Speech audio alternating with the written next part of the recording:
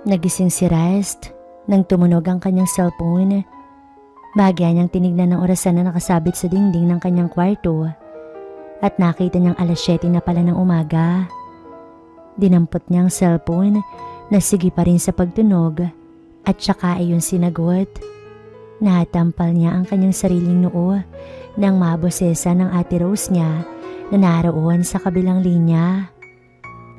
Ngayon pala siya lilipat sa bahay nito at ngayon din ang alis nito papunta sa Palawan at ipinadala ito roon ng amo nito para sa trabaho.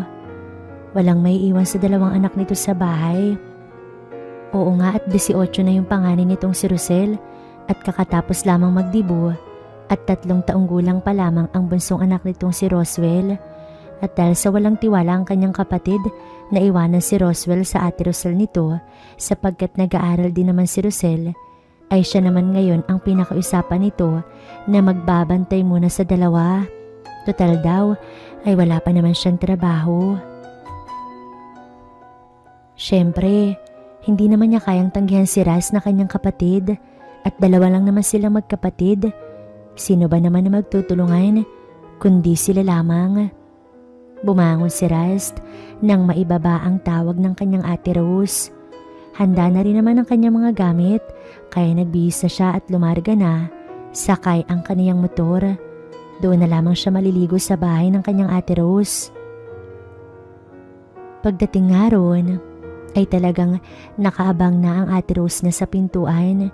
Nakabihis na nga rin ito at handa nang umalis. Pangiti-ngiti naman si Raz sa kanyang ate at baka pagalitan siya na to. Malaki yung agwat nilang 2. Nasa 36 na yata yung Ate Rose niya habang siya ay 25 anyos pa lamang. Sa edad kasi na 18 ay nag-asawa na ito at nagkaanak ng panganay nitong si Rosel. Maalwan din naman ang buhay nilang magkapatid at may iniwan namang kaunting kabuhayan sa kanila ang kanilang mga namayapang mga magulang. Kahit papaano ay nakapagtapos ang ate niya kahit pa kapapanganak pa lamang nito noon sa kanyang panganay. Habang siya ay sa awa ng Diyos ay nagkapagtapos rin naman. Yun nga lang, nahihirapan siyang maghanap ng trabaho. Kulang kasi sa experience. Nagpaalam na nga yung ate niya nang makapasok siya sa may kalakihang bahay na to. Ibinenta kasi nila yung bahay ng mga magulang nila dati para sa pag-aaral niya. Kaya nakaka-proud talaga ang Ate Rose niya at nakapagpundar na ito ng sariling bahay. Dagdag pa na nagtatrabaho sa Taiwan ng asawa nito na kanyang bayaw. Siya naman ay nangungupahan lamang at ayaw niyang tumira sa bahay ng ate niya at gusto niya na mag-isa palagi. Ngunit heto siya ngayon at walang takas. Sa bahay pa rin ito siya bumagsak. May kung ano-anong bilin pa ang kanyang ate bago ito umalis na kailangan daw niyang patulugin sa tamang oras si Roswell at i-check sa kwarto si Rosel kapag akma na siyang matutulog. Baka raw kasi tumakas na naman ang bahay si Rosel at kung saan-saang kaibigan na naman ito makikitulog. Hindi niya alam na sa edad ng kanyang pamangkin ay pasaway na rin talaga ito. Kababaeng tao nito kung tutuusin. Naiwan na nga sa sala si Rast. Katabi niya ang napaka-cute niyang pamangkin na si Roswell. Nilingon niya ito't nginitian. Ngumiti naman ito pabalik sa kanya. Simula pa lamang ay alam na alam niyang gustong-gusto na siya ng kanyang pamangkin. Maya-maya pa nga ay naglaro na ito sa sala ng mga nagkalat na laruan na to. Napabaling naman ang tingin ni Raz sa hagdan at hindi niya yata namataan si Rosel. Siguro ay maaga itong pumasok sa eskwela. Iniwan niya muna saglit si Roswell sa sala upang tunguhin ang kwartong inuukupan niya tuwing nakakatulog siya roon. Pumanhik siya sa hagdan, dala-dala ang kaniyang bag. Pumasok na nga siya sa loob ng silid na yon. Nakaharap lang ng silid ng kanyang Ate Rose at ng asawa na to. Ang silid naman ng kanyang tabi ay kay Rosel. Malinis ang buong kwarto pagpasok pa lamang ni Rast. Halos walang makikita mga alikabok. Ilang buwan din siyang hindi natulog dito. Siguro ay nilinis talaga ng kanyang Ate Rose yun para sa kanya. Inilapag na ni Rast ang kanyang bag sa kama. Pinili niyang wag na lamang ilagay ang kanyang mga damit sa closet na naroon at mabilis lang naman ang 1 buwan. Inilagay na lamang iyon sa ilalim ng kama. Pagkuway lumabas na at baka kung ano na ang ginagawa ni Roswell sa sala. Ngunit napadaan si Rust sa kwarto ni Rosel na bahagya pang nakaawang. Sumilip siya ron at wala namang tao. Umasok pa siya upang tignan sa loob kung naroon ba si Rosel, ngunit wala ito. Ay naman niyang mga ilam sa mga gamit ng kanyang pamangkin, ngunit nakuha ng isang bagay ang kanyang pansin. Nasa ilalim yun ng kama at mukhang nakaligtaan lamang na ligpitin. Dinampot ni Rust ang bagay na iyon at napaawang ang kanyang mga labi. Isang bagay na may kulay pink at hindi alam ni Rust kung bakit biglang binundol ng kaba ang kanyang dibdib. Hindi dahil sa kinakabahan siya, kundi dahil parang na-e-excite siya. Pamilyar sa kanya ang bagay na iyon at kadalasan ay nakikita lamang niya sa mga video na mga babaeng hayok sa bagay na iyon. Bahagya pa yung inon ni Rust at nag-vibrate agad iyon sa kanyang kamay. Isa lang ang ibig sabihin kung bakit mayroon ng bagay na iyon ang kanyang pamangkin. Yun ay dahil ginagamit nito iyon sa sarili na to. Napapailing na lamang si Rust. 7 taon siya noon nang ipanganak ang kanyang pamangkin. At ngayon nga ay sa bagay, dalaga na rin ito. Pero nakakatawa lang kasing isipin na ginagawa rin pala nito ang bagay na akala ni Rust ay mga banyaga lamang ang gumagamit. Sa hindi malamang dahilan ay nag-init ang pakiramdam ni Rust. Ngunit kaagad din niyang winaksi sa isip yun at baka kung ano pa ang maisip niya sa kanyang pamangkin. Ibinalik ni Rust sa ilalim ng kama ang bagay na iyon kung saan niya dinampot. Pinakalma niya ang sarili at lumabas na nga ng silid na yun. Naabutan niya si Roswell na mag-isang pumapanhik sa matirik na hagdan, kung kaya ay dali-dali niya itong kinarga at bumalik sa sala. Magulo ang sala dahil na nga sa mga nagkalat na mga laruan. Instant tagaligpit tuloy si Rust. Isa-isa niyang nilagay sa lalagyan ng mga laruan ni Roswell hanggang sa makaramdam siya ng gutom. Tinungo niya ang kusina. Akay-akay pa rin ang pamangkin. Pinagsali niya ito ng fresh milk at saka pinaupo sa mesang kanyang kaharap. Humingi rin ito ng cookie kung kaya ay binigyan niya ito ng isang piraso. Naghanap naman siya ng pwede niyang kainin at talagang siya ay nagugutom. Walang kahit na anong lutong pagkain kung kaya ay bumukas na lamang ng fried sardine si Rust na pinarisan ng kaning lamig. Sumapit ang tanghali at dinala na ni Rust si Roswell sa banyo upang sabay silang maligo. Pinaliguan niya ang pamangkin na talagang gustong-gusto nito ang tubig. Nang matapos sila, ay kaagad niya itong binihisan sa silid ng kanyang ate Rose kung saan naroon din ang mga damit ni Roswell. Pinatuyo niya rin ang buhok nito gamit ang hair blower ng kanyang ate. Nang tuluyan ng matuyo ang buhok nito, ay pinatulog niya na nga ito. Naisip niya, pwedeng-pwede na pala siyang mag-asawa at talagang marunong na siyang mag-alaga ng bata. Hindi namamalayan at nakatulog na pala si Roswell sa kama kung kaya ay lumabas na si Rust at tumungo sa labas ng bahay upang lumanghap ng sariwang hangin. 4:00 ng hapon ay nasa sala si Rust at Roswell. Nagising ng 2:00 kanina si Roswell kung kaya ay kaagad itong pinakain ni Rust. Nagluto rin kasi siya para sa pananghalian. Maya-maya pa ay bumukas ang pintuan at iniluwa ang kanyang pamangkin na si Rosel. Natuon ang paningin nito sa kanya habang nakikipaglaro kay Roswell. "Oh, kamusta school?" Kaagad na tanong niya sa kanyang pamangkin. Humakbang naman ito papasok at saka dinaluhan ng kapatid nito at ito'y hinalik-halikan. Ilang buwan lang at nag-iba yata talaga ang katawan ng kanyang pamangkin.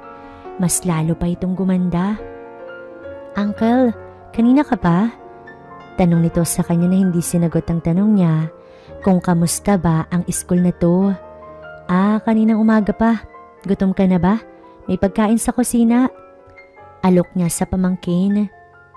At nakita niyang tumayo na ito at pumanhik na sa itaas. Naalala tuloy ni Rust ang nakita niya kaninang umaga sa ilalim ng kama ni Rosel. Ganun na lamang ang kaba niya sapagkat ayun na naman siya sa masamang isipin na iyon. Ngunit talagang pumapasok sa isip ni Rust na ano nga ba ang pakiramdam na makakita si Rosel na ginagamit ang bagay na iyon. Pilit mang iwaglit ni Rust sa isip at talagang hindi mawala-wala ang isiping iyon. Sumapit ang 7:00 ng gabi at nakapagluto na nga si Rust. Tinawag niya ang pamangkin na si Rosel para makapaghapunan na sila. Ngunit hindi pa rin talaga ito bumababa. Pinauna na niyang pakainin si Roswell at naroon lamang ito ngayon sa sala at naglalaro na naman. Pinanhik na nga ni Rust ang pamangkin sa kwarto nito at baka hindi lamang siya narinig. Akma na sana niyang tatawagin ang pangalan nito nang makarinig siya ng kakatuwang ingay sa loob ng kwarto. Idinikit pang lalo ni Rust ang kanyang tenga sa pintuan at narinig niya ang magagandang ingay ni Rosel. Napamura si Rust sa isiping kung ano ang ginagawa ni Rosel. Napalunok siya at hindi alam kung tutuloy ba sa kanyang pagkatok. Ngunit parang may sariling isip ang kanyang mga kamay at dahan-dahan na pinihit ang siradora. Sumilip siya sa loob at kitang-kita ng dalawang mata niya si Rosel sa ibabaw ng kama. Nakasuot ng headphone sa tenga at nanonood ng video sa cellphone. At naroon nga sa mga kamay nito ang bagay na nakita ni Rust sa ilalim ng kama na to. Kaya siguro hindi na mamalayan ni Rosel na napakalakas na ng ingay nito ay dahil sa suot nitong headphone. Natuon ang paningin ni Rust sa ginagawang milagro ni Rosel. Ramdam na ramdam siguro nito ang kanyang init kung kaya ay ganoon na lamang ang pag-iingay nito na para bang hindi ito mapakali. Hindi na malayan ni Rust na nagising na pala ang kanyang pinakatatago. Hindi maaari ang kanyang naiisip.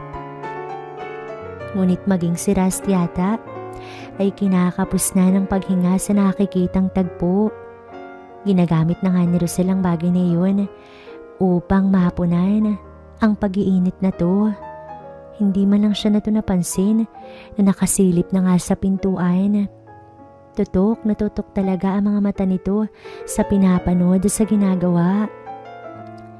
Maya-maya pa ay bumago ito ng posisyon at inilatag sa una ng cellphone nito at saka ito dumapa sa kama. Itinukod ang dalawang tuhod at mga kamay na para bang ito ay gagapang. Hawak pa rin ni Rosel ang bagay na nakita niya sa ilalim ng kama na to. Talaga namang hindi makapaniwala si Rust. Hindi makapaniwala sa kanyang nasasaksihan. Hindi na mapakali si Rust at talagang nais ng sunggaban. Ngunit hindi ito maaari. Siguradong mapapatay siya ng Ate Rose niya pag nagkataon. Mahirap mang gawin. Ngunit nagawa ni Rust na dahan-dahan na isara ang pintuan at bumaba na nga sa kusina. Naroon pa rin sa sala si Roswell at naglalaro. Hindi niya tuloy alam kung paano tatawagin si Rosel upang kumain. Siguro ay hahayaan na muna niya ito hanggang sa matapos ito sa ginagawang milagro. Maya-maya nga ay bumaba na sa kusina si Rosel. Parang walang nangyari na naupo ito sa hapag kung kaya ay nagsimula na rin kumain si Rust. Kanina pa kita tinatawag na kumain. Ang tagal mo naman yata.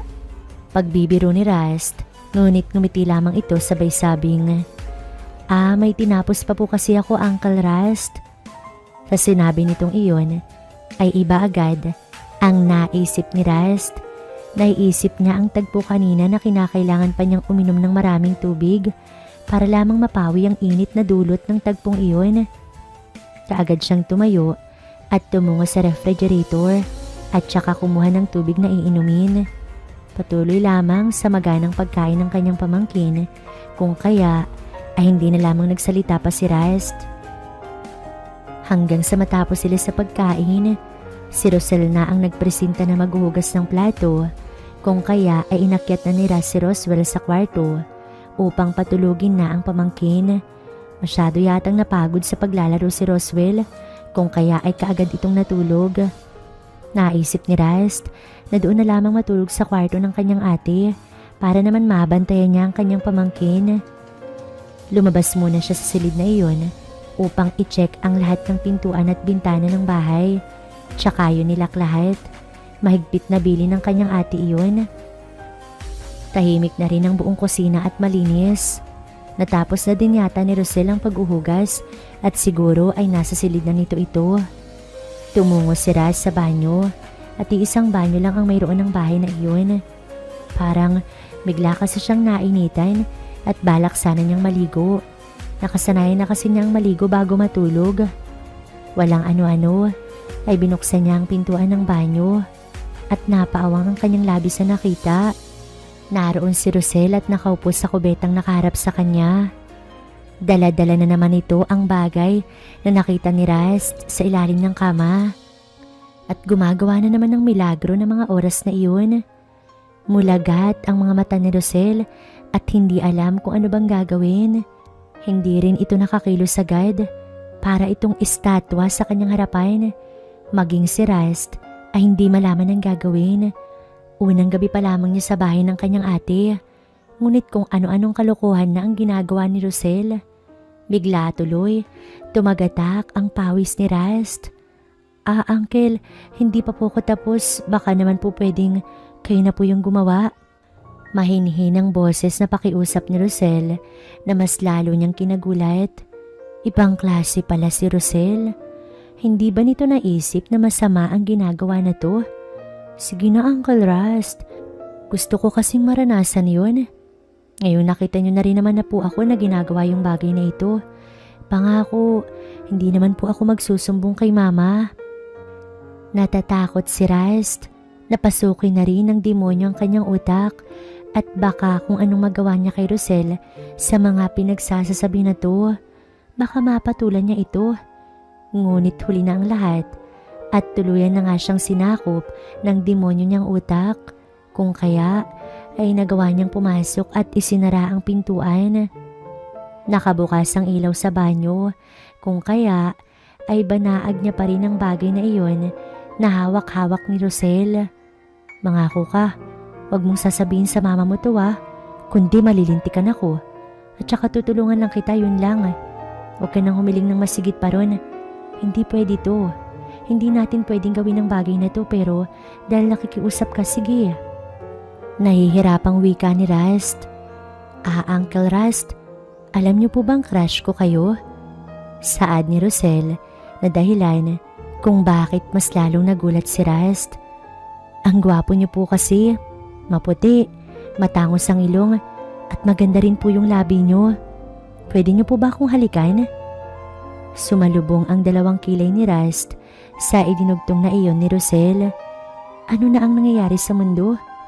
Paanong nagkakaganito si Rosel? Hindi nagawang magsalita pa ni Rast nang tumayo ang pamangkin at saka inangkin ang kaniyang mga labi.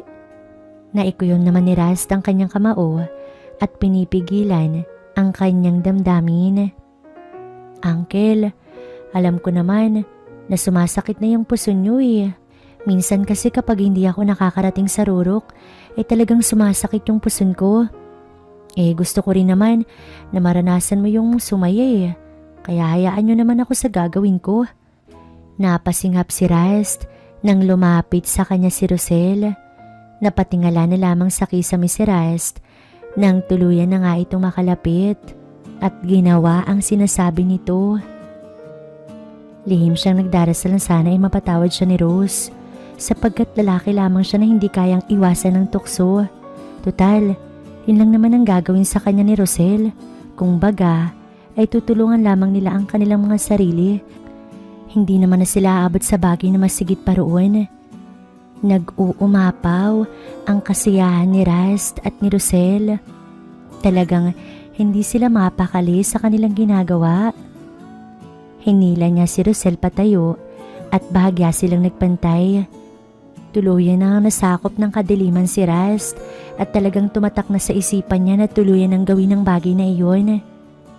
Pagkatapos ng nangyari ay sabay pa silang naligo ni Rosel na para bang walang kakaibang nangyari sa kanilang pagitan. Naiilang man ay sinawalang bahala na lamang ni Rust at sinabi kay Rosel ang kanilang napag-usapan na ginawa lamang niya iyon upang tulungan ito na makarating sa rurok at ganun din naman ito sa kanya. Sabay silang lumabas ng CR at pumasok na nga sa silid. Siya ay sa kanyang silid ng ate kung saan natutulog ang pamangking si Roswell at si Rosel naman ay sa silid na to. Nahihirapan tuloy na makatulog si Rust. Nakukonsensya siya sa ginawa niya. Tiyak niyang magagalit si Rose sa kanya ng gusto. Oras na malaman ito yung mga pinagagagawa nila ni Rosel. Ngunit natokso lang naman siya eh. Tsaka wala namang naganap na pag-iisa sa kanila. Bahagya niyang nilingon ang mahimbing ng natutulog na si Roswell. Tinakpan pa niya ng una ng kanyang mukha nang sa ganon ay makatulog na nga siya. Pero paulit-ulit pa rin talagang bumabalik sa kanyang balintataw ang magandang si Rosel. Ang bagay na iyon na ginawa nila kanina. Talaga namang naroon lamang at naka-stay sa kanyang isipan. Nakatulog na nga yata siyang ang bagay na iyon ang iniisip. Kinabukasan nun ay araw ng Biyernes. May pasok sa eskwela si Rosel, kung kaya ay naiwan na naman si Roswell sa bahay. Ginawa ni Rust ang gawaing bahay. Wala naman kasing ibang gagawa nun at siya na nga ang napag-utusan ni Rose. Wala namang masyadong nangyari ng araw na iyon hanggang sa sumapit ang hapon at dumating na nga galing sa school si Rosel. Napangiti ito sa kanya kung kaya ay ganun din siya. Bigla niyang naalala yung sinabi nito sa kanya na crush daw siya na to. Talaga nga palang may ganun. Hindi niya akalain. Ipinilig ni Rust ang ulo at hinayaan si Rosel na pumanhik na nga sa itaas. Nangako kasi siya sa sarili na hindi na uulitin ang pangyayaring iyon at paninindigan niya yun. Maaga silang naghapunan ng gabing yun. Kasabay rin nila sapag si Roswell na sinusubuan pa ni Rust. Paminsan-minsan pa ay nahuhuli niya si Rosel na nakatitig sa kanya na tila ba nangangarap. Pagkatapos nilang kumain ay ganun pa rin ang nangyari. Dinala ni Rust si Roswell sa silid ng kanyang ate at doon ito pinatulog. Nang makatulog ay lumabas siya upang i-check ang mga pintuan at bintana. Nang makasiguradong nakasara na ang lahat ay pumanhik na nga siya sa itaas at pumasok sa kwarto. Plano niyang matulog ng maaga nang mailayo siya sa tukso. Alam niya kasi na may ginagawa na namang milagro si Rosel. Nagising si Rust nang maramdaman na tila meron siyang katabi. Minulat niya ang kanyang mga mata at banaag niya sa ilaw na nanggagaling sa lampshade ang babae na naroon sa kanyang tabi. Binundol ng kaba si Rust. Akma sana niya itong paalisin. Ngunit hindi ito nagpatinag. Hindi alam ni Rust kung paanong nagagawa ni Rosel ito. Napasulyap si Rust sa orasan na nasa ibabaw ng mesa kung saan nakapatong ang lampshade. Mag-uumaga na pala, 3:00 na ng madaling araw. Kaya pala ganun. Nawala na sa matinong pag-isip si Rust nang inabot pa ni Rosel ang kanyang labi at saka hinalikan yun. Hinagilap pa ng 2 kamay nito ang kanyang mga braso. At ito pa mismo ang pumulupot nun sa bewang na to. Lihim na nagdasal si Rust. Talagang nadali na. Hindi na yun basta lamang nakasalanan. Dahil ang bagay na pilit niyang pinipigilan na gawin ay nagawa nga nila. Umabot sila sa puntong yun. Kapwa silang hinihingal paminsan-minsan. Hindi naman nagigising si Roswell sa paggalaw ng kama. At wala naman silang pakailam kung magising man ito. Ang importante ay makamit nila ang kanilang ninanais. Mahal ko po kayo. Bulong nito sa kanya na siyang dahilan kung bakit biglang natauhan si Rust. Para siyang nagising sa isang napakagandang bangungot ngunit hindi maaaring mangyari. Maling-mali ito. Mahal niyo rin po ba ako? Hindi naman na po ako bata at alam ko na po yung ginagawa ko. Ikaw lang po yung lalaking pinapangarap ko, wala nang iba. Sabihin mo sa akin, mahal mo rin ba ako? Sabihin mong oo at hindi ako magsusumbong. Napalingon siya rito sa sinabi na to. Magsusumbong? Akala ba niya ay hindi ito magsusumbong?